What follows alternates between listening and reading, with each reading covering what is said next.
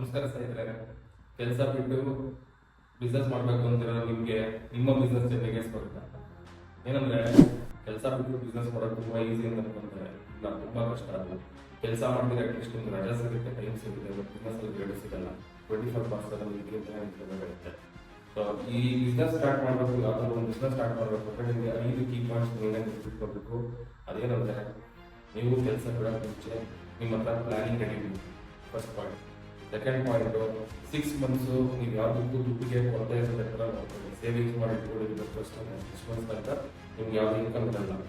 Third point, ಅದೇ 6 months complete ಆಗಿ ನಿಮಗೆ ಬರೀ ಕೈಯಿಂದ ಕಾಸು ಹೋಗ್ತಾ ಇದೆ, ಬಿಸ್ನೆಸ್ ನಿಮ್ಗೆ ಏನೂ ತಂದು ಕೊಡೋದಿಲ್ಲ. Fourth point, friends and experiments start ಮಾಡಿ ಅದು ದೊಡ್ಡದಾಗ್ತದೆ ಮುಂದೆ. 5ನೇ ಪಾಯಿಂಟು, ನೀವು ಕೆಲಸ ಮಾಡೋದ್ರಲ್ಲಿ ಏನೇನು ಪ್ರಾಬ್ಲಮ್ಸ್ ಫೇಸ್ ಮಾಡಿದ್ದು, ಚಾಲೆಂಜಸ್ ಫೇಸ್ ಮಾಡಿದ್ದು ಅದನ್ನ ನೀವು ಓವರ್ಕಮ್ ಮಾಡೋದಕ್ಕೆ ಸ್ಟಾರ್ಟ್ ಮಾಡಬೇಕು. ಇದ್ರ ಬಗ್ಗೆ ಡೀಟೇಲ್ ವಿಡಿಯೋ ನಮ್ಮ ಯೂಟ್ಯೂಬ್ ಚಾನಲ್ ಸೋಮವಾರ ಅಂತ ಬರುತ್ತೆ.